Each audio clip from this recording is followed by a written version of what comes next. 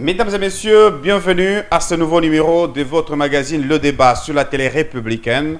Nous allons parler de l'actualité qui est dominée par ces évasions massives dans les prisons de la République démocratique du Congo. Nous avons cité la prison centrale de Makala à Kinshasa, la prison de Kasangulu, la prison territoriale de Kasangulu et aussi la prison de Kalemi. Alors, beaucoup se sont interrogés comment ça peut arriver au même moment, comme ça, dans des coins où il y a une haute sécurité. Ce sont des questions. Vous avez suivi les différentes interventions des autorités du pays, notamment le ministre de la Justice qui s'est exprimé devant la représentation nationale. Et puis, une autre question qui préoccupe la situation, c'est celle, bien sûr, de cet enregistrement qui a été mise en ligne par les médias sociaux. Il s'agit de ces déclarations ou cette conversation enregistrée du député national Clément Kankou. Et c'est dans cette affaire qui fait bien sûr la une de l'actualité, affaire Kamouina Nsapou dans le Kasaï central. Pour parler de ces deux sujets, j'ai invité pour vous sur ce plateau M. Dieudonné Mwenzewa Mujinga. Il est communicateur de la majorité présidentielle, un habitué de ces plateaux. M. Dieudonné, bonjour et bienvenue dans l'émission. Bonjour et merci M. Oscar. Et puis, pour la première fois dans ce débat, Maître Jean-Claude Katende, il est de la société civile. Maître Katende, bonjour et bienvenue dans l'émission. Bonjour, merci. Alors, nous allons commencer par ce premier sujet qui concerne ces évasions massives dans les prisons du pays. Beaucoup ont considéré cela comme une mascarade. Il y en a qui disent que c'est un montage. Monsieur Dieudonné Mwenze, je commence par vous en tant que politique, en tant qu'analyste politique. Quelle a été votre première réaction quand vous avez appris qu'il y a eu évasion massive à Kinshasa, à Kasangulu le jour suivant et le troisième jour c'était à Kalemi? Monsieur Oscar, je dois vous dire sincèrement que l'incident, s'il faut appeler ça, ou l'événement malheureux de la semaine dernière est un événement triste. Ce mercredi matin, c'était le 17 mai, j'ai été informé comme tout le monde le matin qu'une évasion venait de se produire à la prison centrale de Makala. D'abord, dans un premier temps, on me parlait d'une évasion. Ça paraît être un peu plus ou moins des choses qui arrivent à travers le monde.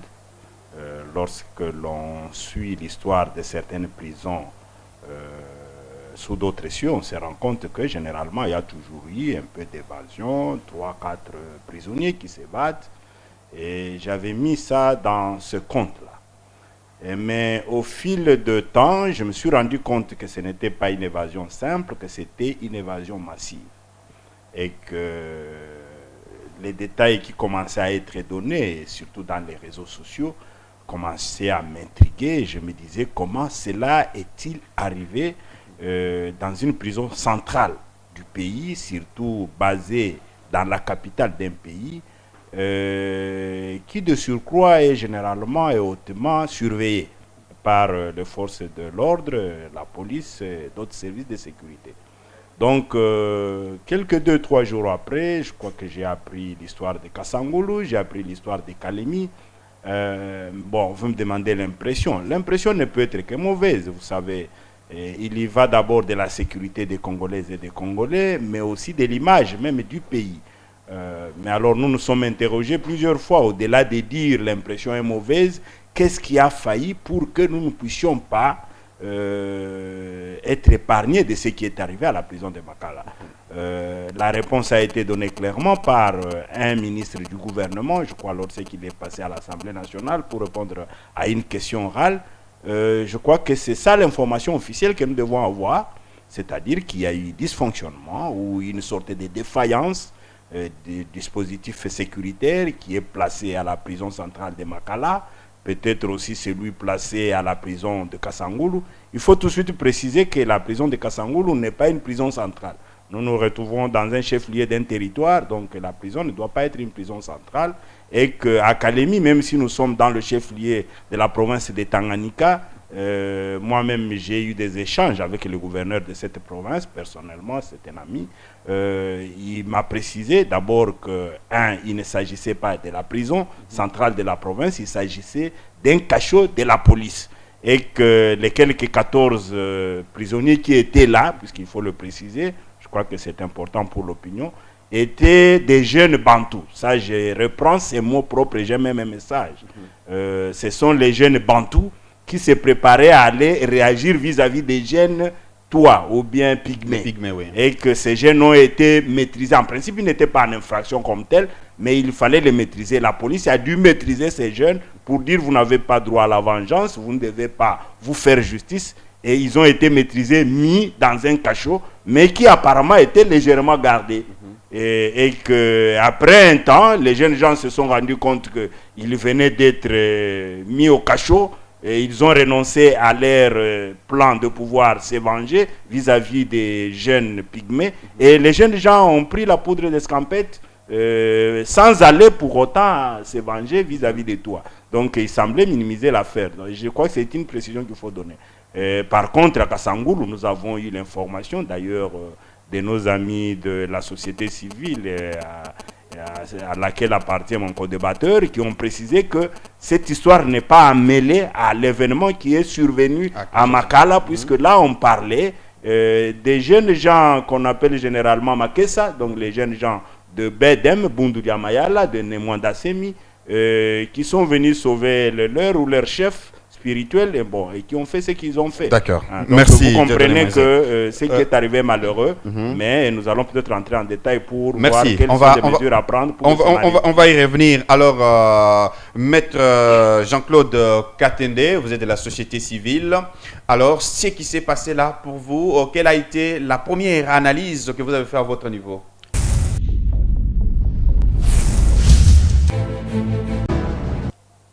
Je te remercie pour la question. La première analyse pour nous, c'est que d'abord c'était une surprise. Une surprise pas désagréable, hein, parce que il y a quelques jours avant, j'étais à la prison. Et pour moi, c'est quelque chose qui était prévisible. Prévisible pourquoi? Parce que quand vous regardez le fonctionnement de la prison centrale de Makala, vous allez vous rendre compte qu'il y a beaucoup de problèmes qui se posent dans cette prison et qui sont de nature à favoriser l'évasion. Parmi ces problèmes, vous avez la corruption qui est tout à fait généralisée en prison. Quand vous effectuez une visite à la prison de Makala, il faut vous munir au moins de 5 000 francs. 5 000 francs. Si vous n'êtes pas avocat ou si vous n'êtes pas un officiel, vous allez payer de l'argent à chaque poste de contrôle. Donc, cet état des choses qui est connu des responsables de la prison, il n'y a aucune mesure qui ait été prise pour y mettre fin. Si ça fonctionne, on doit savoir cet argent qui en tire profit à la fin parce que ce n'est pas de l'argent qui entre dans la caisse de l'État.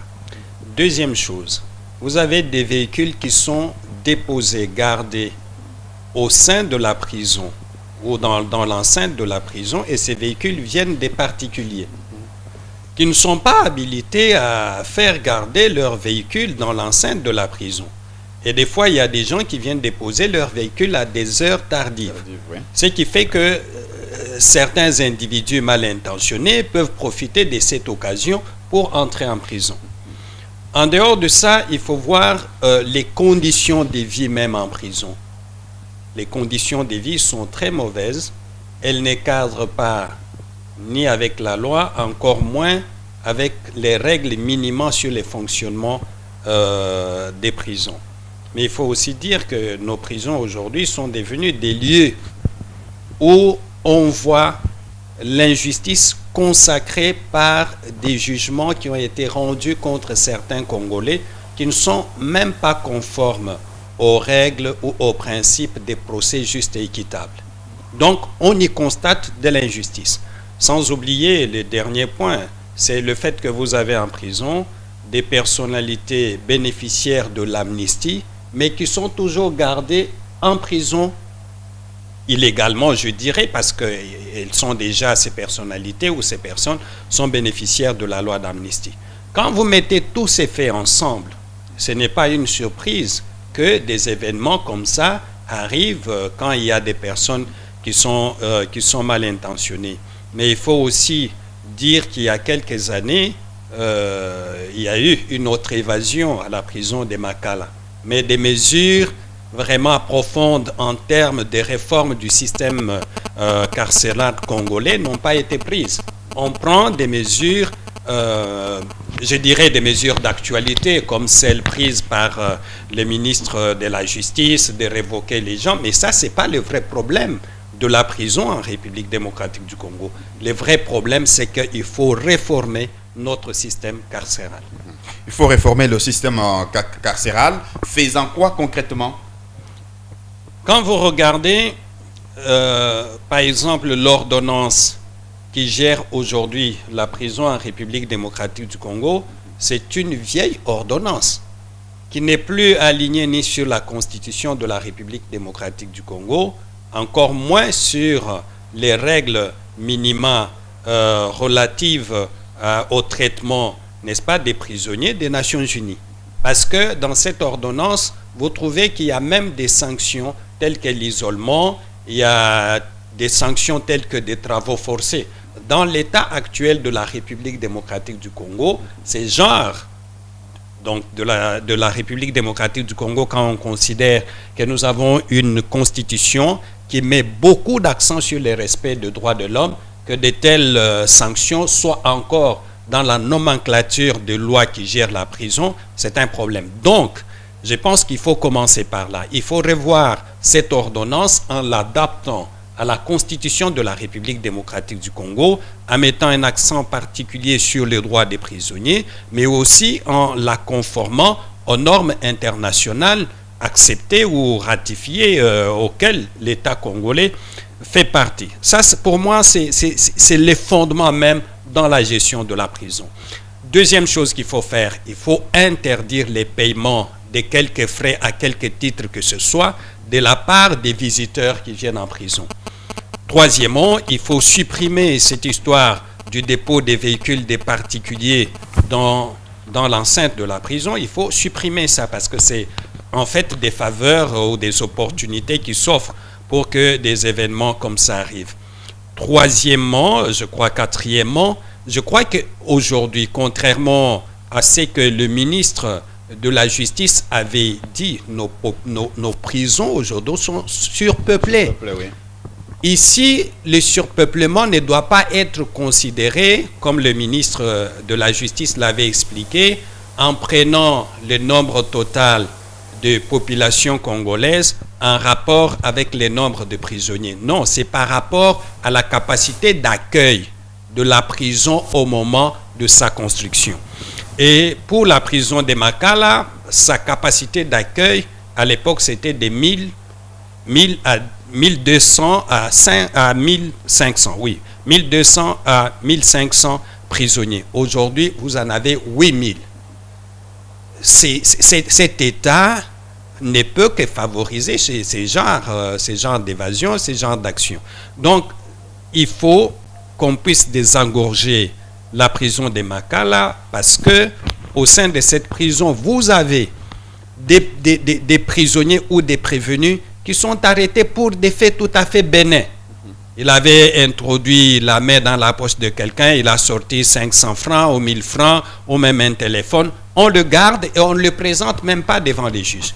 Et vous avez plusieurs personnes qui sont détenues en prison là-bas qui n'ont pas de dossier judiciaire. Et vous allez vous rappeler qu'il y a quelques années, le ministre Lunzolo avait fait relâcher un certain nombre de prisonniers qui n'avaient pas de dossier judiciaire. Donc, ces mesures doivent être prises pour humaniser, parce qu'aujourd'hui, nos prisons ne sont pas humaines. On ne peut pas y vivre décemment, comme en fait prévu dans cette ordonnance. Donc, il faut travailler sur ces questions-là. D'accord. Travailler sur ces questions, très important bien sûr. Monsieur Dieudonné Moïse, à lire à travers la presse, vous souhaitez qu'on puisse délocaliser la prison de Makala. Quelles sont les motivations? Je vais revenir, M. Oscar, mais permettez que je dise un mot par rapport à ce que je vous en prie d'entendre de Maître Jean-Claude. Je pense qu'il a raison pratiquement sur toute la ligne. Le souci qui est le sien, je le partage dans une certaine mesure, mais je voudrais dire quelque chose par rapport à ce que je venais d'entendre. Lorsqu'il dit que ce qui était arrivé le 17 mai n'était pas une surprise puisque c'était prévisible, bon, c'est un point de vue, je peux le lui concéder, mais ajouter que pas une surprise désagréable, je crois que là ça devient une dose de trop, dans ce sens que ce qui est arrivé le 17 ne peut qu'être désagréable. On peut être, et surtout lui en tant que membre de la société civile et de surcroît ONG des droits de l'homme, je crois qu'il ne doit pas considérer que ce qui était arrivé la semaine dernière, c'est-à-dire toutes ces évasions massives de la prison centrale de Makala, ne soit pas une surprise désagréable. Non. Il peut dire que ce n'est pas une surprise, mais ce qui est arrivé, je crois qu'il faut qu'on se mette d'accord avec lui, que c'est vraiment désagréable. Désagréable dans ce sens que il s'agit d'une évasion. D'abord, il le sait bien qu'une évasion, c'est aussi une infraction. En principe, tous ceux qui rentrent devaient avoir un procès pour qu'on les entende, qui disent pourquoi ils se sont évadés. Mais en plus de cela, ça insécurise la population, puisque les malfrats qui ont été soustraits de la population pour être détenus à un endroit que l'on a appelé cachot ou prison, ça veut dire qu'il s'agit de mauvais citoyens qui ne peuvent pas vivre avec l'ensemble de tous les citoyens congolais et qu'on les met à l'écart en leur privant de la liberté, mais en leur donnant l'occasion de s'amender. Et lorsque ces gens sortent comme ça brutalement, de leur gré, se plongent ou disparaissent dans la nature, là où il y a tous les citoyens, ça ne peut être que désagréable puisque ça présente une insécurité pour tous les Congolais, toutes les Congolaises, mais aussi pour les juges qui les ont condamnés. Je crois qu'il est du domaine, il le sait bien,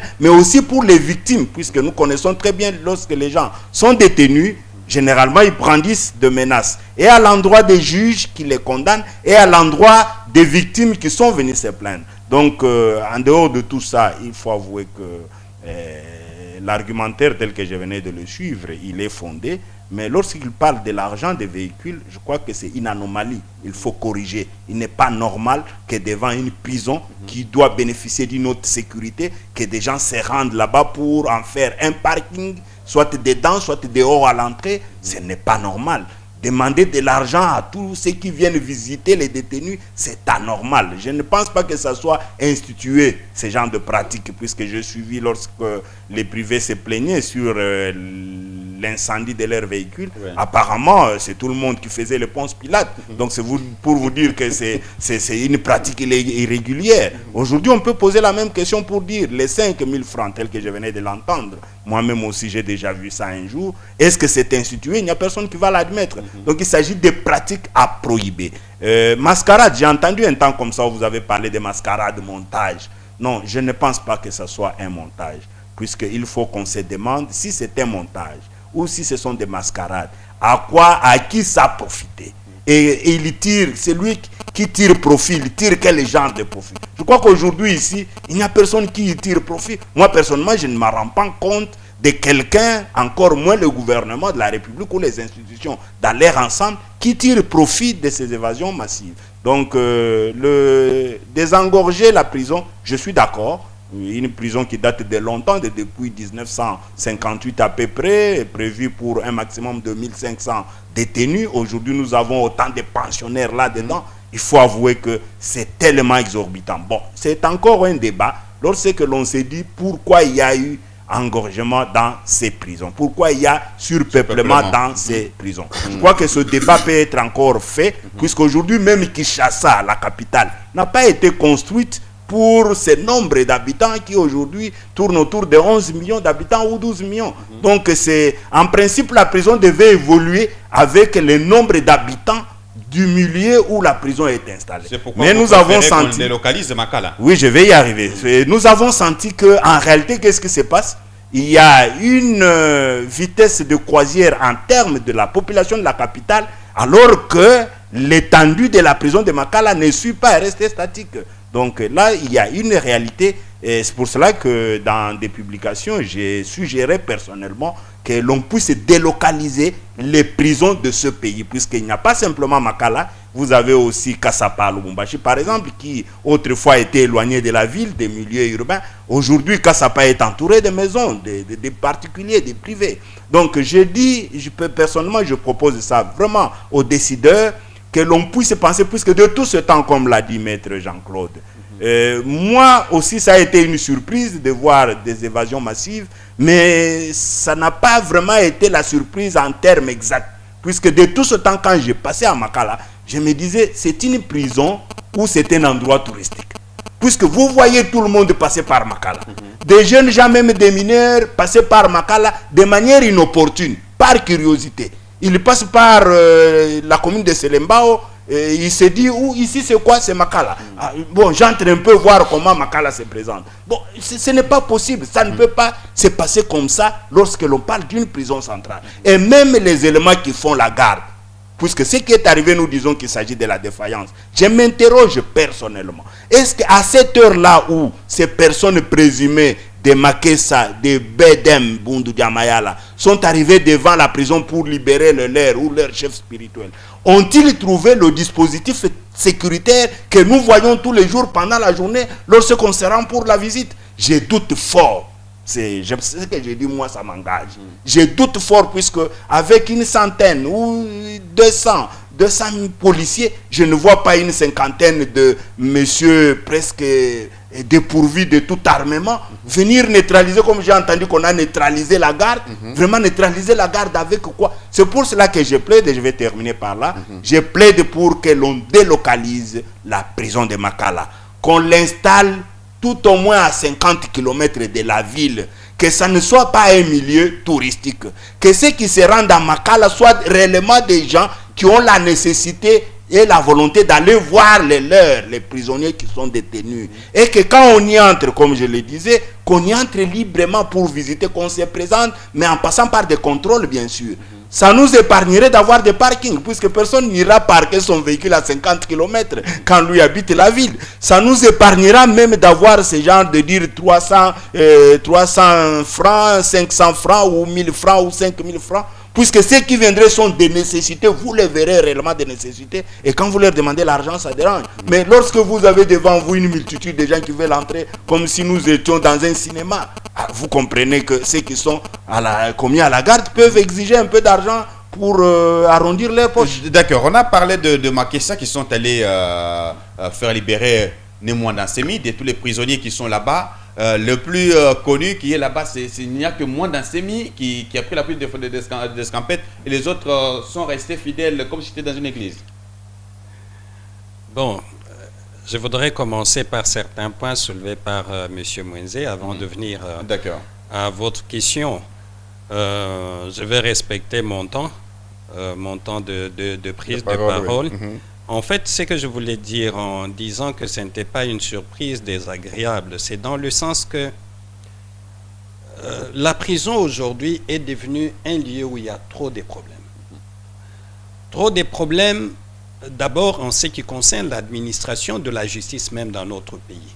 Est-ce que toutes les personnes qui sont en prison aujourd'hui ont été condamnées de manière régulière? Ça, c'est la grande question. Et je peux me permettre de dire que peut-être la moitié des pensionnaires à la prison de Makala n'ont pas bénéficié d'un procès juste et équitable. Cela veut aussi aller dans le sens de ce que disait le président de la République il y a quelques années, que notre magistrature est très corrompue. Ça, c'est le chef de l'État qui le disait. Et donc, si la magistrature est dans ces conditions-là, on peut alors se poser la question, est-ce que ces personnes méritent réellement d'être en prison? C'est ce qui fait que, aujourd'hui, est-ce que tout le monde qui était là-bas est-il réellement mauvais citoyen? Je peux dire que le fait que les gens soient sortis dans ces conditions-là, ça insécurise tout le monde. Et ce n'est pas bien. mais il revient à l'État de prendre des mesures pour que les personnes qui sont en prison restent là jusqu'au terme de leur condamnation. Ça, c'est l'État qui doit faire des efforts. Et quand il y a une opportunité pour un prisonnier de se libérer, c'est le réflexe normal. C'est la raison pour laquelle dans certains États à travers le monde, l'évasion n'est pas considérée comme une infraction. Il revient à l'État d'aller chercher la personne qui s'est évadée et de la ramener en prison. Nous, notre droit est encore arriéré, mais quand vous regardez dans les normes internationales, l'évasion n'est pas considérée comme étant une infraction. Non, c'est même un droit dans certaines législations pour une personne à qui on a laissé l'ouverture de sortir, de s'en aller. Il revient à l'État de pouvoir de garder. Et dans les pays des vieilles démocraties, la loi va dans ce sens-là.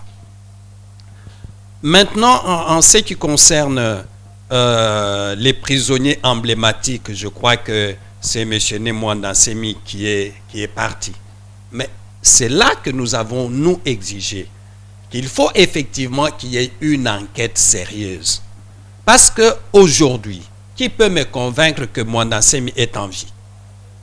Quelle est la preuve que les autorités ont, que les organisations de la société civile ont, que nous, tous citoyens congolais, avons que M. Nemwanda Nsemi est en vie? Il peut arriver que ce soit des individus qui sont venus le prendre pour aller les tuer. Parce qu'on n'a pas encore de preuves de sa vie. C'est pour ça que nous pensons, et ça a été une mauvaise chose pour les autorités, d'orienter déjà les enquêtes vers une cible bien déterminée, qui est les adeptes de Nemwanda Nsemi. Il aurait fallu que, dans le premier temps, que les autorités usent de toute la réserve qu'il faut en cette matière pour pousser les instances compétentes, notamment la police et d'autres services judiciaires, à mener une enquête indépendante en gardant en vue que ça peut être les adeptes de Mwanda Nsemi ou d'autres personnes. Ça, c'est très important. Et là, vous allez voir que beaucoup d'hommes politiques qui sont en prison sont restés dans leurs cellules. Et moi, je dois me dire que ce sont des gens qui ont compris que, n'étant pas associés à ce coup, ils pouvaient éventuellement se faire liquider par des personnes, les soi-disant libérateurs, qui n'étaient connus que de certains individus. Donc, pour moi, c'est important qu'on puisse mener une enquête et arriver à identifier les vrais auteurs. Malheureusement, ce qui arrive chez nous, c'est que quand il y a des événements comme ça, on oriente déjà, les autorités orientent déjà la justice vers une direction, et la justice ne se montre même pas indépendante. Elle va directement dans la direction indiquée par les autorités. Et je prends ici le cas des jeunes de la Lucha qui étaient traités des subversifs, des terroristes en mars 2015.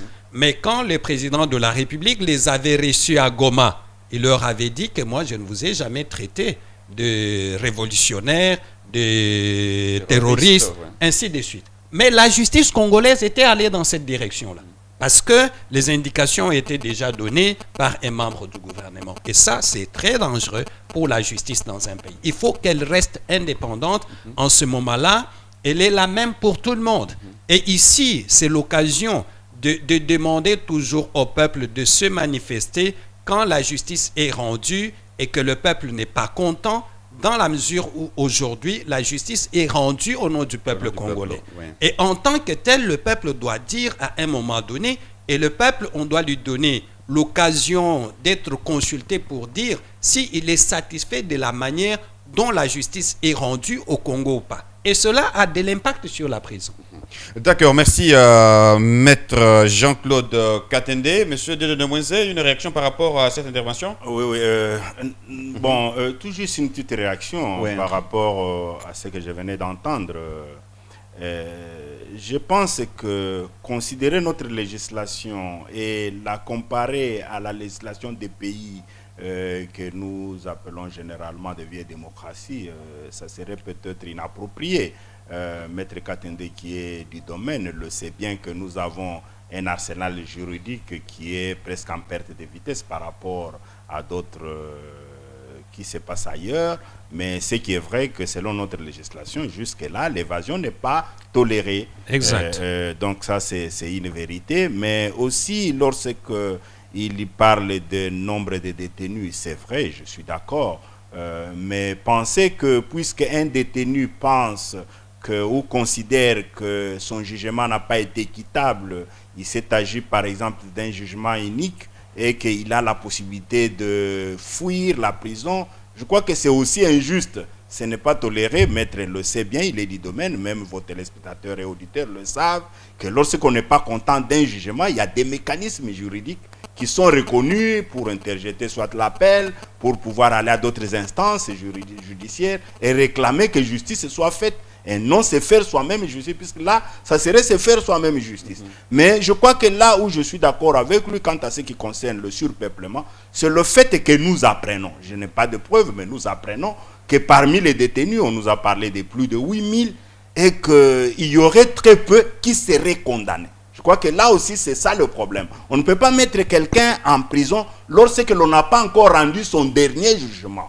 Je crois qu'il faut, et les hommes de droit le disent toujours, que chacun jouit de la présomption d'innocence, même si vous avez des indices et des culpabilités qui pèsent sur vous, mais quelque part, vous ne devez pas être mis dans une cellule pendant autant de mois, pendant autant d'années. Et ce que nous avons appris, semblait-il, ça serait ça. C'est-à-dire, des gens ont réellement des dossiers, mais des dossiers qui courent, mais ils se rendent compte que pendant 3, 4, 5 mois, une année, le jugement n'est jamais rendu, mais il est en prison avec les détenus dont le jugement a été rendu. Imaginez-vous que sur 8000, par exemple, que l'on ait simplement un quart, tel que je l'apprends, à peu près 2000, des gens qui sont véritablement condamnés, et que tout le reste ici, ce sont des gens dont le dossier est encore en cours. C'est anormal. Ça, il faut le dire que c'est anormal. Je termine sur cette réaction-là avec ce que j'ai entendu de Nemwanda Semi.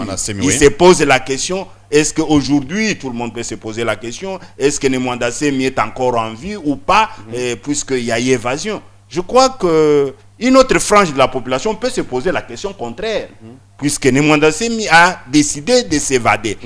D'autres aussi peuvent se poser la question, oui, les autres peuvent se poser la question, est-ce que qu'est-ce qui prouve qu'aujourd'hui Nemwanda Semi aussi n'est plus en vie? Puisque quelqu'un qui s'est évadé, ça veut dire qu'il garde toutes ses facultés. Il a encore la force de s'évader. C'est pour ça que l'enquête est importante. Oui, vous allez réagir. Donc aujourd'hui, quelqu'un peut se poser la même question, mais de manière contraire. Qu'est-ce qui prouve qu'aujourd'hui, M. Nemwanda Semi n'est plus en vie? Nous avons beaucoup d'informations, puisque s'il était mort, on l'aurait trouvé quelque part, peut-être comme cadavre. Mais aujourd'hui, il a disparu dans la nature, ça veut dire qu'il a encore la liberté de ses mouvements, il a encore son souffle de vie. Alors, je termine par l'orientation de la justice. Je crois que la maître Katende a raison. Lorsqu'il y a une justice qui voudrait qu'une enquête soit mise sur pied, que l'on puisse enquêter sur un dossier, il est toujours interdit de pouvoir donner des indices d'orientation d'une enquête. Il faut laisser que l'enquête puisse se saisir du dossier de manière indépendante et pour pouvoir se dérouler de manière indépendante. Mais j'ai pensé, tel que j'ai appris de la part des membres du gouvernement, que ça serait les Makessa ou les membres de DEDEM qui seraient venus pour libérer. C'est vrai qu'au départ, ça apparaît comme une orientation de la justice ou de l'enquête, mais ça a été dit par tous. Je crois que ce n'est pas simplement un membre du gouvernement. Vous êtes sur les réseaux, vous le savez aussi. Nous avons suivi des audios, nous avons suivi des vidéos, des images de tout genre, où ceux qui sont sortis ont dit, nous sommes sortis entendre les gens en train de crier, et à la fin nous nous sommes demandé, mais on vient nous tuer ou quoi? On dit non, Bobima, Bobima, Bobima. Et quand on sort, on trouve des gens qui se réclament d'être des Bundu Dia Mayala. J'ai dit bien, les gens qui sont sortis de la prison le disaient. Les gens se réclament des Bundu Dia Mayala. Ils étaient vêtus des banderoles à la tête, des banderoles rouges. Nous connaissons ce que ça représente. Comme banderole rouge. Oui, nous connaissons ce que ça représente. Cette fois-là, ce ne sont pas les Camerounais puisque les gens revendiquent eux-mêmes. Et puis, immédiatement après, nous avons été sur les réseaux, nous avons suivi les messages où un groupe de gens basés, je ne sais pas, dans le Congo central, ont écrit pour revendiquer cette évasion. Dire que non, ce qui s'est passé à Makala, c'est notre œuvre et que prochainement nous pouvons faire cette œuvre ailleurs. Je crois que vous suivez les informations comme nous tous. Donc je crois que le ministre peut-être n'a pas voulu orienter la justice, et là je suis sur la réflexion de maître, mais peut-être qu'il a voulu parler un peu comme tout le monde, puisqu'on a entendu parler des membres de BEDEM qui sont allés libérer Nemwanda Seni. D'accord, merci. On va prendre maintenant une réaction. Oui, par bien rapport... sûr, bien sûr. Oui, d'accord, juste une minute, oui. Oui, deux petites choses. La première, c'est que ce que M. Mwenze a dit concernant les voies de recours, c'est tout à fait fondamental et c'est vrai. Mais il y a des cas que nous avons connus dans ce pays qui nous amènent à nous poser la question si vraiment les juges, mais aussi les autorités politiques comprennent l'importance des voies de recours. Vous allez vous rappeler que dans cette ville, il y a eu les cas en 2013 de Kuluna qui ont été condamnés ici à Kinshasa et envoyés à Lubumbashi. Une partie envoyée à Lubumbashi, une partie envoyée dans d'autres provinces. Mais si vous n'êtes pas auprès de votre juge naturel, c'est-à-dire les juges qui est compétent pour connaître votre cas, vous allez faire les voies de recours comment? Et ils sont partis dans d'autres provinces sans dossier. Vous exercez les voies de recours comment? Et vous voyez, il arrive des fois que des individus comme ça se retrouvent dans la prison des Boulouos. À Likasi, moi j'en ai rencontré quelques-uns là-bas. Ils sont déracinés d'abord de leur famille parce que nous savons tous que la prison ne fournit pas tout ce qui est nécessaire aux prisonniers. Il y a les membres des familles qui interviennent. Ça, c'est les premiers problèmes. Et ça c'est vraiment une question capitale. Si on veut respecter les droits des gens, il faut qu'on leur donne des facilités qui permettent à ce que ça marche. Deuxième chose que je voudrais relever, c'est que en ce qui concerne les dossiers des Mwanda Nsemi, je pense qu'un ministre, ce n'est pas n'importe qui. Et un ministre ne peut pas s'exprimer comme n'importe quel citoyen. D'abord, de par sa responsabilité et la réserve, l'obligation de réserve, parce qu'il connaît le rouage. Moi, en tant qu'avocat, je ne peux pas m'exprimer sur des questions de société comme tout le monde. Alors, si M. Mwenze dit que le ministre s'est exprimé comme tout le monde le ferait, je ne trouve pas ça convenable. Il doit savoir que, en tant que ministre des médias, il a des limites. Parce que les dossiers sur lesquels il s'appuie, c'est un dossier qui concerne un autre ministère. Et donc, dans le cadre de la séparation des pouvoirs, il est important que les ministres ne s'expriment pas comme s'exprimeraient tous les citoyens. Enfin, je voudrais souligner le fait qu'on ne peut pas prendre les réseaux sociaux comme étant des sources fiables. Parce qu'il y a eu plusieurs choses qui ont été dites sur les réseaux sociaux. Après vérification, on s'est rendu compte que ce n'était pas vrai. C'est pour ça que les enquêtes sont importantes, même quand on a une version donnée. Qu'est-ce qui peut dire que les gens qui sont venus pour libérer les prisonniers, c'est soit donner un code pour distraire les autorités et la justice de se présenter eux-mêmes comme étant des adeptes des Bundu Diakongo, des Bundu Diamayala ou Diakongo. Ça peut arriver pour détourner la justice. Alors, c'est là que la justice doit être perspicace pour pouvoir prendre ces premières déclarations, les confronter à d'autres déclarations pour arriver à la conclusion selon laquelle, effectivement, la voie qui nous avait été indiquée est la vraie ou elle est fausse et il faut approfondir les enquêtes. Fort malheureusement, notre justice n'a pas toujours tous les moyens pour faire des enquêtes conséquentes. D'accord. On prend ce deuxième sujet qui concerne l'affaire de Kamwina Nsapu avec ses révélations du journal américain New York Times avec cette conversation entre le député national Clément Kankou et un certain Constantin Chiboko de Chimbulu. Alors, aujourd'hui, le procureur général de la République vient bien sûr de tenir une conférence de presse au cours de laquelle il a donc demandé à Clément Kankou de ne pas sortir du pays. Il a écrit au président de l'Assemblée nationale pour obtenir bien sûr la levée des immunités pour entendre M. Clément Kankou. M. Dieudonné Mwenze, je voudrais d'abord avoir votre première action. Vous avez suivi d'abord cette communication et ces révélations du journal. Peut-on faire confiance à de telles révélations par rapport à la situation? D'abord, je suis d'accord avec Maître Jean-Claude sur la façon de s'exprimer des responsables comme les membres du gouvernement. Si j'ai dit que c'est possible que qu'un ministre ou membre du gouvernement puisse s'exprimer de la sorte, ce n'est pas dire que j'ai appuyé nécessairement. Je pense que le droit de réserve est reconnu à tout celui qui est responsable. Lorsqu'il est dans un domaine, il doit avoir le droit de réserve. Je crois que là, nous ne revenons même pas sur le nombre qui avait été avancé le même matin du 17 mai. Là, donc bon, tout ça, nous entendu. mettons dans le sac des réserves. Je crois qu'il faut un maximum de réserves. J'ai suivi les informations du journal américain New York Times, comme tout le monde. J'ai suivi également la vidéo. C'est vrai, on présente comme une vidéo, mais en réalité, c'est une audio, puisqu'en principe, la vidéo ne montre que l'image de l'honorable Kankou, que je salue en passant en tant qu'ami, et que dans le fond, on suit une conversation entre lui, apparemment que c'est lui, je ne confirme pas, on suit une conversation entre quelqu'un qu'on dirait que c'est lui, avec quelqu'un d'autre qu'on appellerait un certain Constantin Tchiboko, comme ça. Et que l'autre se trouverait, je ne sais pas, dans le Kasaï, vers Tchimboulou, et que lui, on dirait qu'il serait à Kinshasa. Donc, pour revenir à la prudence telle que Maître l'a soulevé tout à l'heure, toutes ces questions ne sont pas des preuves. Et je crois que tous ces éléments, tous ces indices ne constituent pas nécessairement des preuves irréfutables. Non. Il s'agit de quelques indices qui peuvent permettre à ce que l'enquête puisse se dérouler normalement. Donc, on dit même que cet audio serait trouvé parmi, je ne sais pas, une centaine de fichiers audio qui seraient dans un ordinateur d'un expert des Nations Unies qui a été tué. On parle des Aïda. Bon, de toutes les façons, je crois que la justice fera son travail.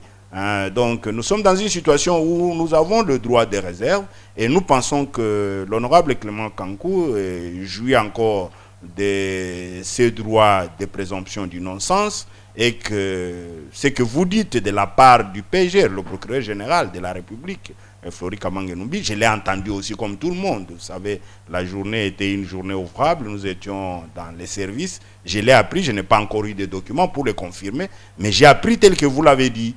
J'ai appris qu'on aurait suspendu ou interdit la tenue de la conférence de presse de Clément Kankou qui était annoncée pour aujourd'hui. Bon, je ne sais pas, je crois que le procureur général aussi, ce n'est pas n'importe qui, c'est un haut responsable dans la magistrature. Je crois qu'il sait ce qu'il fait. Il sait ce qu'il fait. Ce qu'il faut, c'est qu'il faut avoir l'attitude de ce que nous voyons à travers le monde. À travers le monde, qu'est-ce qui se passe? Lorsqu'il y a simplement, j'ai dit bien, lorsqu'il y a simplement quelques indices de culpabilité qui pèsent sur un citoyen, de surcroît un ancien ministre de la République comme Clément Kankou, de surcroît un député national de la République, il faut avouer que ailleurs, les gens encouragent la justice à faire éclater la vérité, de manière à ce qu'in fine, la personne soit inculpée pour l'honneur de la justice, soit disculpée pour son honneur aussi, et même pour l'honneur aussi de la justice. Je crois que c'est ce qu'il faut encourager. Et là, je crois que j'encourage que la justice soit faite et que la vérité éclate au grand jour. D'accord, Maître Katende, par rapport à cette question de Clément Kankou avec cet enregistrement, est-ce que ça peut amener à une inculpation? Quelle question? Bon, je voudrais d'abord dire que j'appuie totalement ce que M. Moïse venait de dire.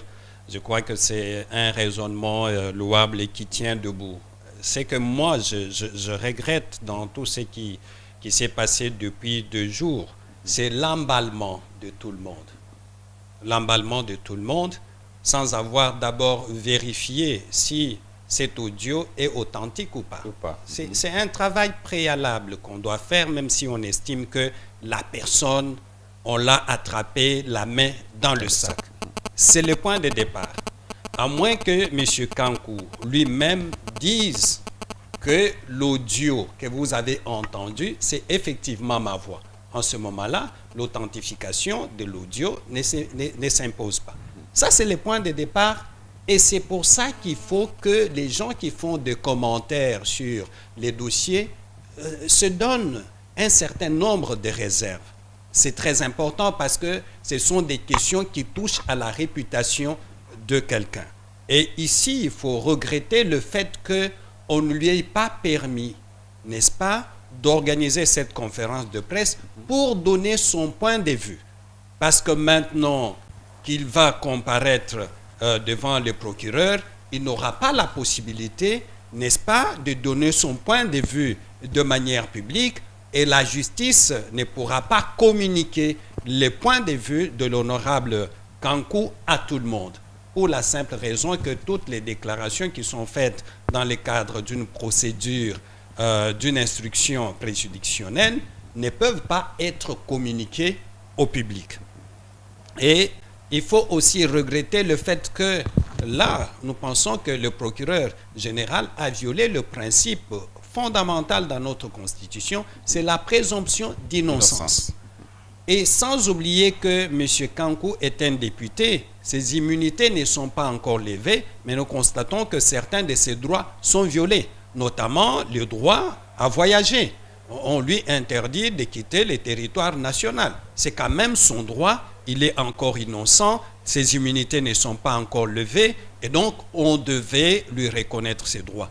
Toutes ces questions mises ensemble, nous nous posons la question si la justice elle-même commence à violer certains principes posés par la Constitution, s'il y aura une justice indépendante. Et la question de la mise en cause de l'honorable Kankou nous ramène à ce que nous avions dit dès le départ en ce qui concerne les dossiers du Kasaï. C'est de dire il faut une enquête, il faut une justice indépendante. Une enquête indépendante qui puisse permettre à ce qu'on mette la main sur toutes les personnes impliquées de loin ou de près dans les dossiers. Vous avez un dossier dans lequel il y a eu plus de 40 fausses communes. Aucun ministre de la République, parmi les ministres des droits, parmi les ministres les plus impliqués dans ce genre de questions, les ministres de la Défense, il est toujours là. Les ministres de l'Intérieur, il est toujours là. La hiérarchie militaire est toujours là. De la police aussi la même chose.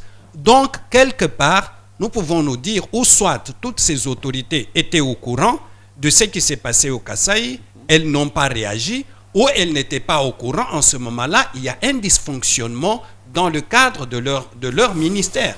Et il faut que ces autorités soient interpellées pour qu'elles nous disent quelles sont les mesures qu'elles avaient prises pour, n'est-ce pas, conjurer la situation ou protéger les citoyens qui sont victimes. Maintenant, votre question. En tant que professionnel, je peux dire que M. Kankou n'est coupable aujourd'hui de rien. Il est libre, mais il doit se mettre à la disposition de la justice quand ses immunités vont être levées. Et là, nous voulons que la justice soit indépendante. Que M. Kankou ne paye pas pour beaucoup de gens qui étaient déjà ou qui sont impliqués dans les dossiers. C'est pour ça, pour nous, les 7 militaires qu'on avait arrêtés et quelques personnes, ça pour nous, ce sont des menus frétins. Il faut que la justice creuse pour mettre la main, non seulement sur les auteurs du côté de Kamwina Nsapou, du côté de l'armée et aussi de la police, mais aussi du côté des commanditaires. Comment tout ça est arrivé? Et la population a besoin de savoir parce que c'est une partie de la République. Ce qui arrive au Kasaï était déjà arrivé à l'est de la République démocratique du Congo et la justice n'est pas encore arrivée à mettre la main sur les vrais auteurs, encore moins à donner l'information qui puisse satisfaire tout le monde. Mais l'insécurité est toujours à l'est aujourd'hui et dans le Grand Kasaï. Merci beaucoup, Maître Jean-Claude Katende de la société civile. Merci pour toutes ces analyses. Merci beaucoup, Monsieur Dieudonné Moïse. Je vois vous vibrer là. Vous voulez ajouter quelque chose? Oui, je voulais dire quelque chose dans quelques secondes. Si Voilà, vous plaît, je vous en prie, allez-y. Par rapport à ce que je venais d'entendre. Non, je pense que l'argumentaire avancé par mon co-débatteur est fondé, mais son interrogation semble aussi être excessive. Il dit les ministres, ils sont toujours là, il les cite. Bon, je ne sais pas là où il voulait les voir. Les ministres doivent être là. Les ministres ont été interpellés. Je me rappelle, depuis que cet événement a commencé, il y a eu des ministres qui ont été interpellés, qui ont défilé au Parlement pour expliquer. Et à un certain moment, il y a eu même une sorte de cacophonie, puisqu'il y a même des ministres qui n'étaient pas concernés, qui se sont exprimés sur cette situation. Donc je pense que nous sommes dans une situation qui préoccupe tout le monde, que l'emballement peut par moment se justifier, puisque ce qui s'est passé au Kasaï est tellement désastreux que tout le monde est intéressé par la question. Et le point de vue de Clément Kankou doit être connu même par le public. Même si aujourd'hui on a interdit son point de presse, il faut que son audience soit même publique. Je crois que c'est voulu par tous les fils et toutes les filles du Kasaï. Ils voudraient savoir qu'est-ce qui s'est passé exactement. Donc que l'on ne puisse pas avoir des craintes, maître. On aura la chance de connaître la vérité devant les instances judiciaires. Peut-être que devant la presse, il aurait prêché pour sa propre chapelle. Mais devant la presse, devant la justice, il va parler de manière convenable. Puisque s'il ne parle pas de manière convenable, il va se confondre. Donc, espérons que la justice va faire éclater la vérité. Merci beaucoup, Monsieur Dieudonné Moïse. Je rappelle que vous êtes communicateur de la majorité présidentielle. À vous, chers téléspectateurs, merci de votre attention soutenue. On va se retrouver dans quelques heures pour un autre débat. Au revoir.